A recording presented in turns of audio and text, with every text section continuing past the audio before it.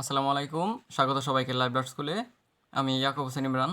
আজকে আমরা নবম দশম শ্রেণীর রসায়ন বইয়ের পঞ্চম অধ্যায় রাসায়নিক বন্ধন এই অধ্যায় নিয়ে আলোচনা করব। এই অধ্যায় শুরুতে আমাদের জানতে হবে যে রাসায়নিক বন্ধন কি। যে আকর্ষণ শক্তির মাধ্যমে অণুতে দুটি পরমাণু পরস্পর যুক্ত থাকে তাকে বলা হয় রাসায়নিক বন্ধন। এখন রাসায়নিক বন্ধন বিভিন্ন ধরনের হতে পারে। এর মধ্যে রয়েছে আয়নিক বন্ধন, সমযোজী বন্ধন, তারপর আছে ধাতব বন্ধন।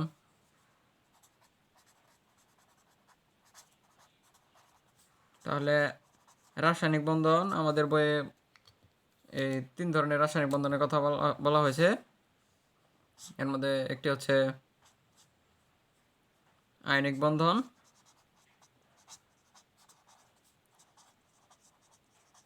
আরেকটি হচ্ছে সমযোজী বন্ধন,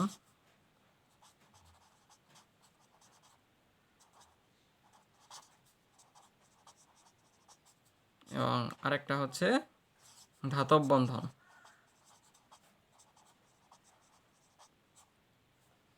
এখন আয়নিক বন্ধন যে আছে, এই আয়নিক বন্ধন গঠিত হয় ধাতু এবং অধাতু মিলে।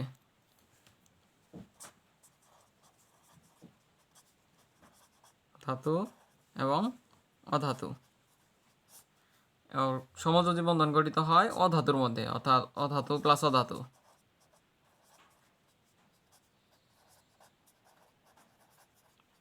অর্থাৎ দুটি অধাতু মিলে এই সমযোজী বন্ধন গঠন করে, আর ধাতব বন্ধন হয় শুধু ধাতুর মধ্যেই।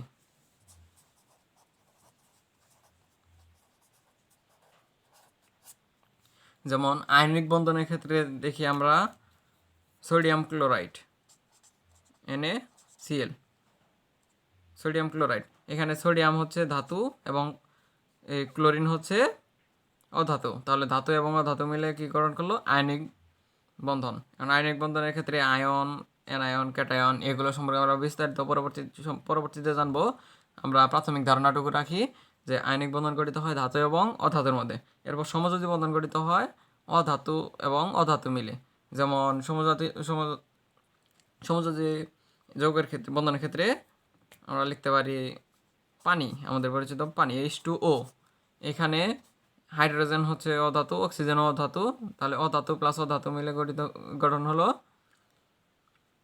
সমযোজী বন্ধন, অর্থাৎ H2O।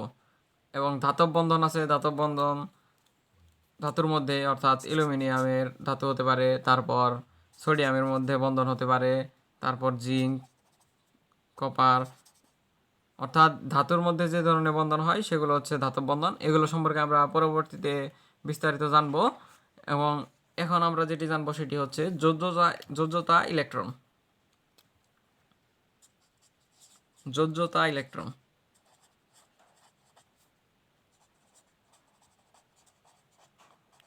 যোজ্যতা ইলেকট্রন কি?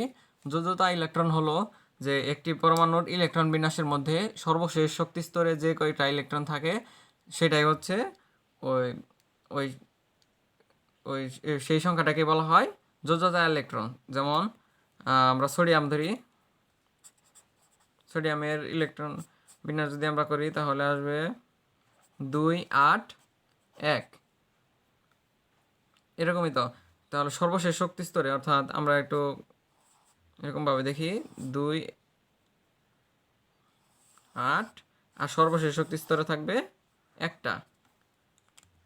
প্রথম শক্তি স্তরে 2টা, দ্বিতীয় শক্তি স্তরে 8টা,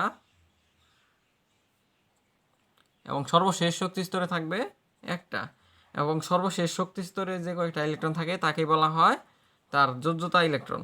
এখন যোজ্যতা ইলেকট্রন সম্পর্কে আমরা জানলাম। যেমন আমরা আরও খেয়াল করতে পারি, যেমন অ্যালুমিনিয়াম 13, তাহলে হবে 2, 8, 3।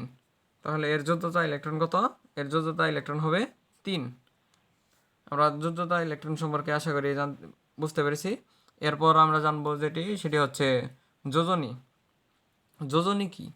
এখন পরমাণু যখন অনুগঠন করে, গঠনের সময় একটি পরমাণু আরেকটি পরমাণুর সাথে যে যুক্ত হওয়ার যে ক্ষমতা, এই ক্ষমতাকে বলা হয় যোজনী বা যোজ্যতা।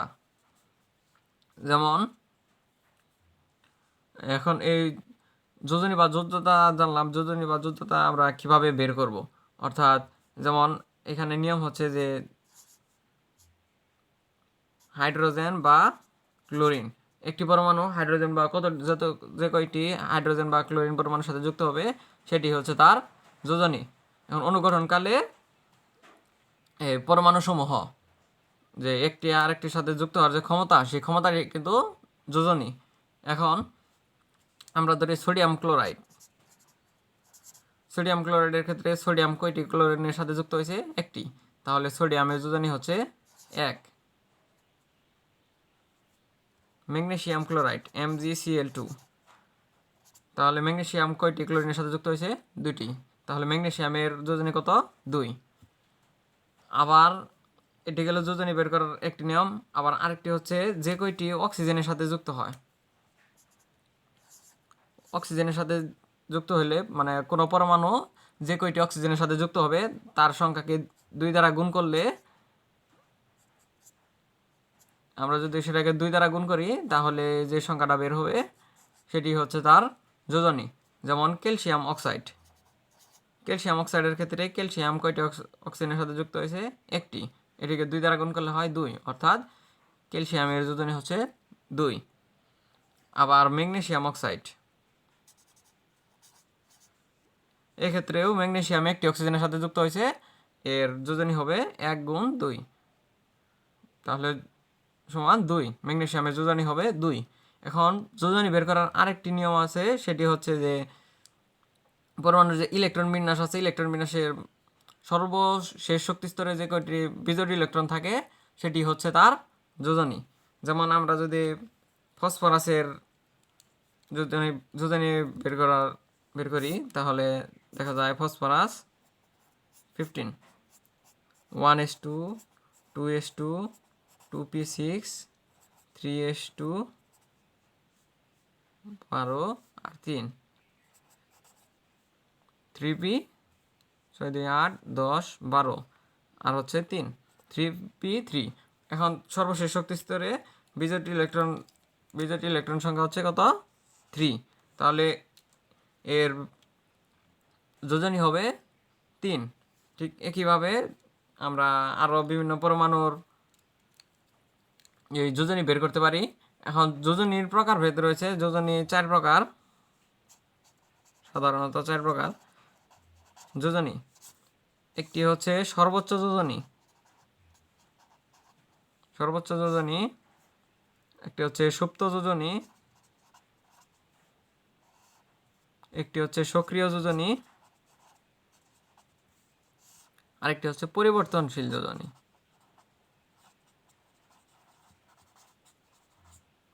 এখন সর্বোচ্চ যোজনী কি?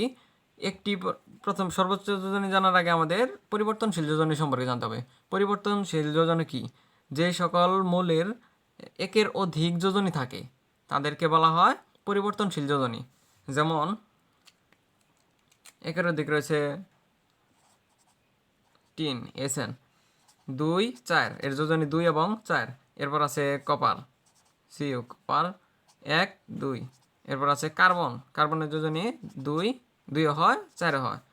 তারপর আছে সালফার, এর হয় 2 4 6, অর্থাৎ একের অধিক যোজনী রয়েছে।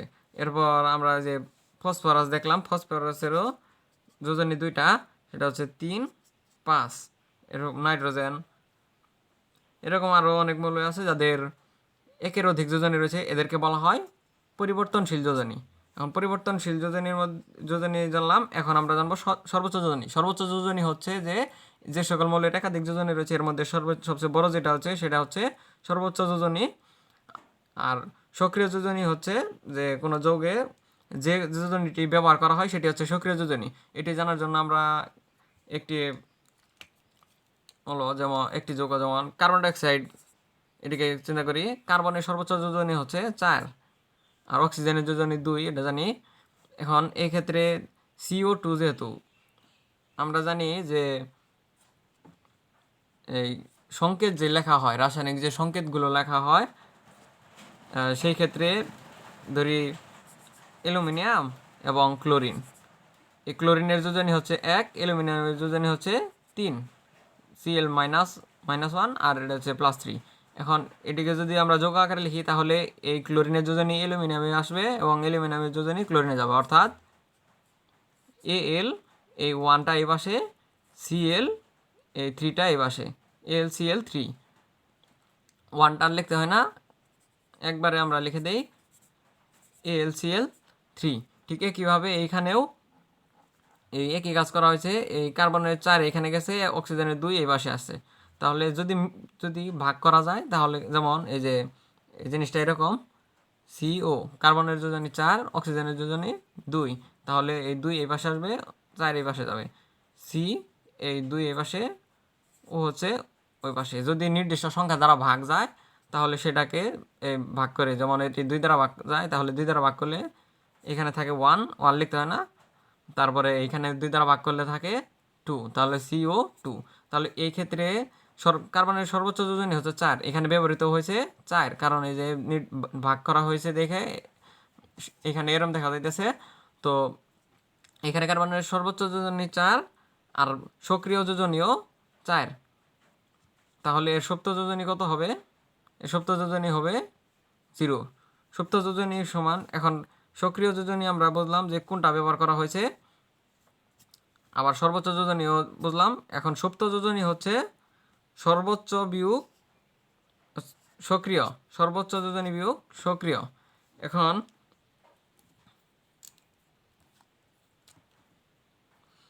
ধরি ফসফরাস ট্রাইক্লোরাইড PCl3, এইখানে ফসফরাসের যে সর্বোচ্চ যোজনী সেটি হচ্ছে 5, কিন্তু এখানে সক্রিয় যোজনী হচ্ছে 3, তাহলে এর সুপ্ত যোজনী হবে, সর্বোচ্চ যোজনী বিয়োগ সক্রিয় যোজনী, অর্থাৎ 5 বিয়োগ 3 সমান 2। আশা করি এই সর্বোচ্চ যোজনী, সক্রিয় যোজনী, সুপ্ত যোজনী এগুলো সম্পর্কে আমরা জানতে পেরেছি।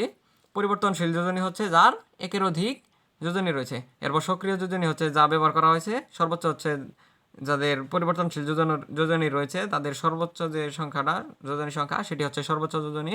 আর সুপ্ত যোজনী এটি সর্বোচ্চ এবং সক্রিয় যোজনী বিয়োগ করলেই সুপ্ত যোজনীটি পাওয়া যায়। আশা করছি যে এই যোজনী সম্পর্কে তোমাদের কোনো সমস্যা হবে না। এবং এই যে পরিবর্তনশীল যোজনী, অর্থাৎ একটি মৌলের যে একের অধিক যে যোজনী হয়, এটি কিভাবে হয়? এটি হয় সাধারণত পরমাণুসমূহকে উত্তেজিত করার কারণে, মৌলসমূহকে উত্তেজিত করার কারণে এরকম হয়। যেমন ফসফরাস আমরা খেয়াল করি,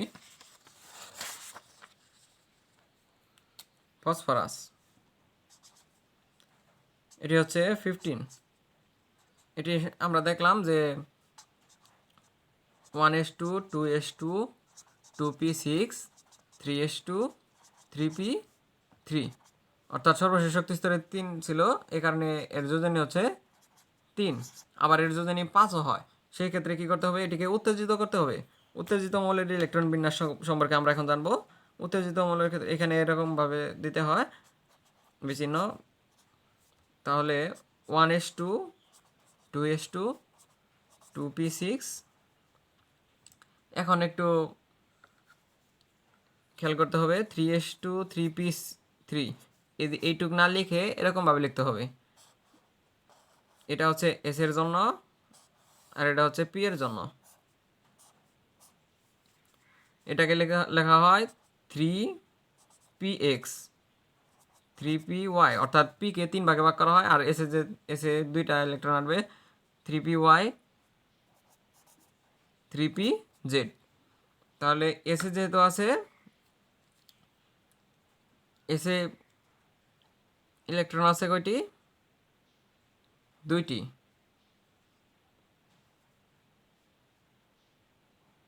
আচ্ছা, আমরা প্রথমে খেয়াল করি পিতে কয়টি ইলেকট্রন আছে? পিতে 3টি, তাহলে 1 2 3, এক্ষেত্রে 3টি কিন্তু হয়ে যায়। আবার এসে যে 2টি ইলেকট্রন আছে, এখানে একটি ইলেকট্রন এসে থাকে, আরেকটি যায় ডিতে, ডি অরবিটালে চলে যায়। ডি অরবিটালে আবার এরকমভাবে 5টা ভাগ করা থাকে, 1 2 3 4 5। এখানে আবার ডিকে এরকমভাবে লেখা হয় 3d xy 3D YZ, 3D ZX, 3D x square minus y square, 3D Z square. এখন এই প্রথমে 3s2 যে আছে, 3s2 এখানে একটা ইলেকট্রন এখানে থাকবে, আরেকটা যাবে 3Dতে। তাহলে দেখা যায় যে এটিকে যদি আমরা লিখি উত্তেজিত মৌলের ইলেকট্রন বিন্যাসের ক্ষেত্রে, তাহলে এই ক্ষেত্রে আসবে 1s2, 2s2, 2p6, 3s1, 3s1, তারপর আছে 3px1, 3px1, 3py1, 3pz1 এবং আছে 3dxy1। কয়টা হলো? 1 2 3 4 5। এক্ষেত্রে ফসফরাসের অর্থাৎ ইলেকট্রন বিন্যাসের সর্বশেষ শক্তি স্তরে বিজোড় সংখ্যক ইলেকট্রন কয়টি আছে? 1 2 3 4 5টি। অর্থাৎ উত্তেজিত করলে বিজোড় সংখ্যক ইলেকট্রনের সংখ্যা বেড়ে যায়, এক্ষেত্রে 5টি হলো, তাই এর যোজনী হবে 5। এভাবে আমরা উত্তেজিত মৌলের ইলেকট্রন বিন্যাস জানতে পারলাম। উত্তেজিত মৌলের ইলেকট্রন বিন্যাস থেকে আমরা পরিবর্তনশীল যে যোজনী সম্পর্কে ধারণা পাই, অর্থাৎ একের অধিক যোজনী পাওয়া যায়। সো যোজনী সম্পর্কে জানা গেল। এখন আমরা কিছু যৌগমূলক সম্পর্কে জানবো। রাসায়নিক সংকেত তো আমরা দেখলামই। রাসায়নিক সংকেতের ক্ষেত্রে একটির যোজনী আরেকটি যোজনীতে এবং অন্যটি যোজনী আরেক যোজনীতে, যেমন এই যে অ্যালুমিনিয়াম এবং ক্লোরিনের ক্ষেত্রে দেখলাম AlCl3, অর্থাৎ এই ওয়ানটা এই পাশে, Cl এই পাশে, AlCl3। তো এরকমভাবে আমরা রাসায়নিক সংকেতগুলো দেখব, আর এই যে ভাগ গেলে ভাগ করব। আর আরেকটি বিষয়, যেমন এখানে যৌগমূলকের ক্ষেত্রে এখানে যদি যৌগ গঠনকালে যদি যৌগমূলক ব্যবহৃত হয়, যৌগমূলকটা কি সেটি বলতেছি। তো যৌগমূলক ব্যবহৃত হলে আবার কীরকমভাবে রাসায়নিক সংকেত লিখতে হবে সেটিও বলবো। যৌগমূলকের ক্ষেত্রে যৌগমূলক হচ্ছে যে একাধিক পরমাণু গুচ্ছ যদি একত্রিত হয়ে আয়নের ন্যায় কাজ করে, একাধিক ধনাত্মক বা ঋণাত্মক আধান বিশিষ্ট পরমাণু বা পরমাণু গুচ্ছ যদি একত্রিত হয়ে একটি আয়নের ন্যায় কাজ করে, মৌলের আয়নের ন্যায় কাজ করে, তবে তাকে বলা হয় যৌগমূলক। যেমন NH4+। এই ক্ষেত্রে নাইট্রোজেন এবং হাইড্রোজেন মিলে একটি যৌগমূলকের একটি আয়নের নিয়ে কাজ করেছে এবং এটির নামই হচ্ছে এটি হচ্ছে যৌগমূলক NH4। আবার এরকমভাবে আছে PH4+। এখন যৌগমূলকের ক্ষেত্রে এই দুইটি যৌগমূলকই ধনাত্মক, আর বেশিরভাগই ঋণাত্মক। এটি হচ্ছে ফসফোনিয়াম, অ্যামোনিয়াম, ফসফোনিয়াম। এরপর আরও যৌগমূলক আছে, যেমন hydroxyl OH-, SO3 2-, sulphide SO4 2-, sulphate. এই ক্ষেত্রে যে উপরে মাইনাসগুলো, এটি -1, এটি হচ্ছে 2- মানে 2। এই ক্ষেত্রে যে সংখ্যাগুলো আছে এইগুলোই হচ্ছে এই যৌগমূলকের যোজনী, অর্থাৎ এই হাইড্রক্সিলের যোজনী হচ্ছে 1, এই অ্যামোনিয়ামের যোজনী 1, ফসফোনিয়ামের যোজনী 1, সালফাইডের যোজনী 2, সালফাইডের যোজনী 2, হ্যাঁ, এবং সালফেটের যোজনী 2। এরকমভাবে নাইট্রাইট NO2-, এটার যোজনী 1, NO3-, নাইট্রেট। তারপর আছে কার্বনেট CO3 2-। এরপর আছে বাইকার্বনেট HCO3-, অর্থাৎ যোজনী 1, বাইকার্বনেট বা হাইড্রোজেন কার্বনেট। এরপর আছে হলো PO4 3-, ফসফেট। তো এগুলো হচ্ছে যৌগমূলক। এখন এই যৌগমূলক সম্পর্কে জানলাম। যৌগমূলকের যে এগুলো আছে এগুলো হচ্ছে আধান, আর এই সংখ্যাগুলো হচ্ছে এই যে 2-, প্লাস, এগুলো হচ্ছে আধান, আর এই সংখ্যাগুলো হচ্ছে এদের যোজনী। যৌগের রাসায়নিক সংকেতের ক্ষেত্রে আমরা এখন একটু খেয়াল করব যে রাসায়নিক সংকেতের ক্ষেত্রে দেখলাম যেমন এই অ্যালুমিনিয়াম এবং ক্লোরিনের ক্ষেত্রে, কিন্তু এখন যৌগমূলকগুলো যদি বিক্রিয়া করে বিক্রিয়ায় অংশগ্রহণ করে, তাহলে কি হবে? যেমন আমরা যদি লিখি অ্যামোনিয়াম ফসফেট হচ্ছে NH4+, অর্থাৎ এটার যোজনী 1, আর হচ্ছে ফসফেট PO4 3 - এটা হচ্ছে 3 - আর এটা হচ্ছে প্লাস।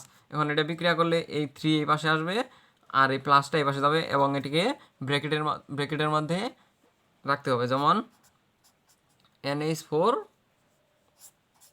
3PO4। যেহেতু এখানে 1 দিতে হবে না, তাহলে এটা এরকমভাবে রাখলেই হয়। এখন এখন বোঝার স্বার্থে আমরা এরকমভাবে দিতে পারি, এখানে দিয়ে 1, পরবর্তীতে এই একই জিনিস আসবে, অর্থাৎ এই যৌগমূলক এরকমভাবে বিক্রিয়া করবে। এরপর আমরা এই রাসায়নিক সংকেত লেখার নিয়ম সম্পর্কে জানলাম। এর পরবর্তীতে আমরা আণবিক সংকেত এবং গাঠনিক সংকেত সম্পর্কে জানব। তো আজকের ভিডিও এই পর্যন্তই। আমাদের ভিডিওগুলো যদি ভালো লাগে তাহলে অবশ্যই আমাদের চ্যানেলটিকে সাবস্ক্রাইব করো এবং তোমার বন্ধুদের কাছে শেয়ার করো। এবং দেখা হচ্ছে পরবর্তী ক্লাসে। সে পর্যন্ত সকলে ভালো থাকো, সুস্থ থাকো। আল্লাহ হাফিজ।